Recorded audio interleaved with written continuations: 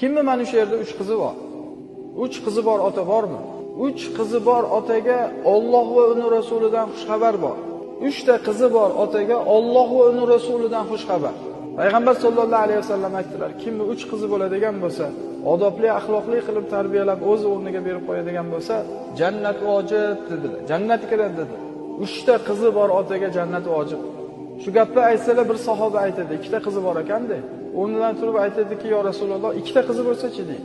2 ta qizi bo'lsa ham jannat vojib dedilar Payg'ambar sollallohu alayhi vasallam. Odobli qilib, axloqli qilib tarbiyalab, o'z o'rniga berib qo'yadigan bo'lsa jannat vojib. Ana shu yerdagi qavm aytadi.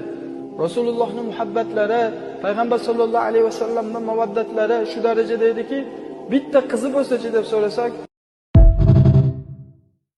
odamlar soxta bu dunyoni, do'stim sen o'yla u dunyoni, aldanma o'yiniga bu dunyoni, rohati boshqacha u dunyoni. Odamlar soxta bu dunyoni, do'stim sen o'yla u dunyoni, aldanma o'yiniga bu dunyoni, rohati boshqacha u dunyoni. O'ylanma ketdan biz barchamiz mehmon, kibrga berilma jazosi yomon, sevgida kuyunma